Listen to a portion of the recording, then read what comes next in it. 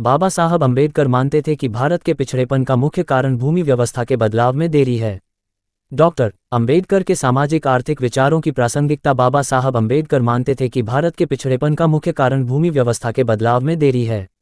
इसका समाधान लोकतांत्रिक समाजवाद है, जिससे आर्थिक कार्यक्षमता एवं उत्पादकता में वृद्धि होगी तथा ग्रामीण अर्थव्यवस्था का कायापलट संभव होगा। धर्म मनुष्य के लिए है, न कि मनुष्य धर्म के लिए। डॉक्टर भीमराव अम्बेडकर। जब भी भारत के सामाजिक एवं आर्थिक मुद्दों की बात हो और डॉक्टर भीमराव रामजी अम्बेडकर का जिक्र न हो, इसका अर्थ है कि हम विषय के साथ न्याय नहीं कर रहे हैं।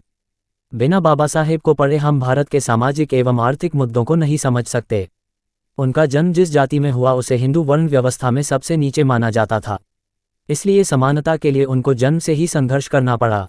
उन्होंने पूरी जिंदगी सामाजिक संघर्ष किया एवं अपने समाज के स्वाभिमान के लिए लड़ते रहे। उनके सामाजिक विचारों में हमें दलित वंचित समाज के लिए सामाजिक न्याय को पाने की कोशिश झलकती है। वे एक ऐसा आदर्श समाज बनाना चाहते थे जो समानता, स्वतंत्रता और बंधुता के विचारों पर आधारित हो। उनके अनुसार जाति व्यवस्था आदर्श समाज के निर्माण में घातक है। अर्थशास्त्र उनका पसंदीदा विषय था। वे विद्यार्थी जीवन से ही वे अर्थशास्त्र विषय से प्रभावित थे। उन्होंने अपनी स्नातक से लेकर PhD तक की पढ़ाई अर्थशास्त्र विषय में ही की है और वह भी दुनिया के श्रेष्ठतम विश्वविद्यालयों से हुई। अर्थशास्त्र के विभिन्न पहलुओं पर उनके शोध उल्लेखनीय है, लेकिन डॉक्टर अम्बेडकर को केवल दलितों एवं पिछड़ों के मसीहा तथा भारतीय संविधान निर्माता के रूप में प्रस्तुत किया जाता है। उनके अर्थशास्त्रीय पक्ष को कभी उभारने का प्रयास नहीं किया गया। इस लेख में हम बाबा साहेब के आर्थिक पक्षों का विशेष रूप से चर्चा करेंगे। डॉक्टर अम्बेडकर की पहचान यदि एक अर्थशास्त्री के रूप में नहीं बन पाई तो इसका कारण यह है कि 1923 में भारत लौटने के बाद वे देश की सामाजिक एवं राजनीतिक व्यवस्था को बदलने के लिए समर्पित हो गए और अर्थशास्त्र विषय तथा आर्थिक मुद्दों पर अपना शोध जारी नहीं रख पाए। वे भारत आने के बाद भारत में व्याप्त सामाजिक कुरीतियों की समाप्ति के कार्य में लग गए। सामाजिक मुद्दों पर काम करते हुए भी उनके कार्य को देखा जाए तो वे कहीं ना कहीं आर्थिक पक्ष के साथ भी जुड़े हैं। जब वो महिलाओं को उद्यमी बनाने की बात करते या दलितों को भी उद्यमी बनाने में सरकार की सहायता की बात करते हैं। उनका मानना था कि आर्थिक उत्थान के बिना कोई भी सामाजिक एवं राजनीतिक भागीदारी संभव नहीं होगी। डॉक्टर अम्बेडकर ने भारतीय मुद्रा रुपये की समस्या, महंगाई तथा विनिमय दर, भारत का राष्ट्रीय लाभांश, ब्रिटिश भारत में प्रांतीय वित्त का विकास, प्राचीन भारतीय वाणिज्य, ईस्ट इंडिया कंपनी का प्रशासन एवं वित्त, भूमिहीन मजदूरों की समस्या तथा भारतीय कृषि की समस्या जैसे महत्वपूर्ण विषयों पर शोध ही नहीं किया, बल्कि इन मुद्दों से संबंधित समस्याओं के तार्किक एवं व्यवहारिक समाधान भी दिए। 20वीं सदी के शुरुआत में विश्व के लगभग सभी प्रतिष्ठित अर्थशास्त्रियों ने डॉक्टर अम्बेडकर के अर्थशास्त्र विषय की समझ तथा उनके योगदान को सराहा और उनके शोध पर महत्वपूर्ण टिप्पणी भी की। अभी हाल के दिनों में नोबेल पुरस्कार से सम्मानित अर्थशास्त्री अमर्त्य सेन ने कहा, डॉक्टर अम्बेडकर अर्थशास्त्र के विषय में मेरे पिता हैं। सन 1917 में PhD शोध पूरा कर पाए। उनकी MA की थीसिस का विषय प्राचीन भारतीय वाणिज्य, एंशिएंट इंडियन कॉमर्स था, जो कि प्राचीन भारतीय वाणिज्य के प्रति उनकी समझ को दर्शाता है। इस थीसिस में उन्होंने प्राचीन भारतीय वाणिज्य की समस्याओं को रखा तथा उनके संभावित कारगर समाधान भी बताए। बाबा साहब अम्बेडकर की आर्थिक समस्याओं के प्रति व्यवहारिक सोच थी। वे मानते थे कि भारत के पिछड़ेपन का मुख्य कारण भूमि व्यवस्था के बदलाव में देरी है।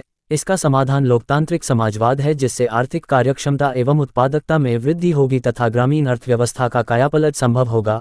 आर्थिक समस्याओं के प्रति उनके दृष्टिकोण की सर्वाधिक महत्वपूर्ण विशेषता ये थी कि वे हस्तक्षेप, लेसे फेयर तथा वैज्ञानिक समाजवाद, साइंटिफिक सोशलिज्म की निंदा करते थे। डॉक्टर अम्बेडकर ने आर्थिक एवं सामाजिक असमानता पैदा करने वाले पूंजीवादी व्यवस्था को खत्म करने की पुरजोर वकालत की। सन 1923 में वे लंदन स्कूल ऑफ इकोनॉमिक्स से DSc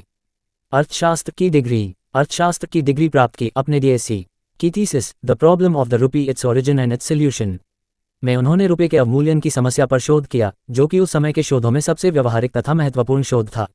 बाबा साहब ने 1923 में वित्त आयोग की बात करते हुए कहा कि 5 वर्षों के अंतर पर वित्त आयोग की रिपोर्ट आनी चाहिए। भारत में रिजर्व बैंक की स्थापना का खाका तैयार करने और प्रस्तुत करने का काम बाबा साहब अम्बेडकर ने किया। 1925 हिल्टन यंग कमीशन इसे रिजर्व बैंक ऑफ इंडिया ने माना और अपनी स्थापना के 81 साल होने पर बाबा साहब के नाम पर कुछ सिक्के भी जारी किए। डॉक्टर अम्बेडकर ने बड़े उद्योग लगाने की वकालत की, परंतु कृषि को समाज की रीढ़ की हड्डी भी माना। औद्योगिक क्रांति पर जोर देने के साथ साथ उनका यह भी कहना था कि कृषि को नज़रअंदाज नहीं किया जाना चाहिए, क्योंकि कृषि से ही देश की बढ़ती आबादी को भोजन और उद्योगों को कच्चा माल मिलता है। जब देश का तेजी से विकास होगा तब कृषि वह नींव होगी जिस पर आधुनिक भारत की इमारत खड़ी की जाएगी। इस लक्ष्य की प्राप्ति के लिए अम्बेडकर ने कृषि क्षेत्र के पुनर्गठन के लिए क्रांतिकारी कदम उठाने की वकालत की।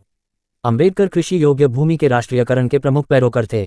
डॉक्टर अंबेडकर राज्य को ये दायित्व सौंपते हैं कि वह लोगों के आर्थिक जीवन को इस प्रकार योजनाबद्ध करे कि उसे उत्पादकता का सर्वोच्च बिंदु हासिल हो जाए और निजी उद्योग के लिए एक भी मांग बंद न हो और संपदा के समान वितरण के लिए भी उपबंध किए जाएं। नियोजित ढंग से कृषि के क्षेत्र में राजकीय स्वामित्व प्रस्तावित है, जहां सामूहिक तरीके से खेती बाड़ी की जाए, तथा उद्योगों के क्षेत्र में राजकीय समाजवाद रूपांतरित रूप भी प्रस्तावित है। इसमें कृषि एवं उद्योग के लिए आवश्यक पूंजी सुलभ कराने की व्यवस्था राज्य के कंधों पर स्पष्ट डाली गई है। डॉक्टर अंबेडकर द्वारा किए गए शोध आज के समय के लिए भी उपयुक्त हैं। वर्तमान समय में भारतीय अर्थव्यवस्था की सभी सामाजिक एवं आर्थिक समस्याओं जैसे गरीबी, बेरोजगारी, महंगाई, पिछड़ापन, असमानता, व्यक्तिगत एवं क्षेत्रीय, विदेशी मुद्राओं के मुकाबले भारतीय मुद्रा, रुपये का अवमूल्यन आदि से संबंधित गंभीर विमर्श डॉक्टर अंबेडकर के आर्थिक शोधों में देखा जा सकता है। डॉक्टर अंबेडकर भारतीय अर्थव्यवस्था को एक न्यायसंगत अर्थव्यवस्था के रूप में स्थापित करना चाहते थे, जिसमें समानता हो, गरीबी, बेरोजगारी और महंगाई खत्म हो, लोगों का आर्थिक शोषण न हो तथा सामाजिक न्याय हो। सामान्यतः ऐसा लग सकता है कि डॉक्टर अंबेडकर ने यदि केवल अर्थशास्त्र को ही अपना करियर बनाया होता तो संभवतः वे अपने समय के दुनिया के 10 प्रसिद्ध अर्थशास्त्रियों में से एक होते। लेकिन डॉक्टर अंबेडकर का योगदान किसी भी अर्थशास्त्री से कहीं ज्यादा है। डॉक्टर अंबेडकर ने अर्थशास्त्र के सिद्धांतों और शोधों का भारतीय समाज के संदर्भ में व्यावहारिक उपयोग किया। शोध का जब तक अनुप्रयोग एप्लीकेशन न हो तब तक उसकी सामाजिक उपयोगिता संदिग्ध है। भारतीय समाज व्यवस्था को आमूल बदलकर डॉक्टर अंबेडकर ने अर्थशास्त्र के उद्देश्यों को वास्तविक अर्थ में साकार किया। उनका यह अविस्मरणीय योगदान उनकी सशक्त सामाजिक आर्थिक संवेदना और सामाजिक आर्थिक गहन वैचारिकी का परिणाम है।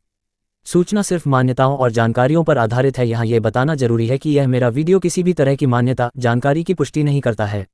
किसी भी जानकारी या मान्यता को अमल में लाने से पहले संबंधित विशेषज्ञ से सलाह लें। धन्यवाद।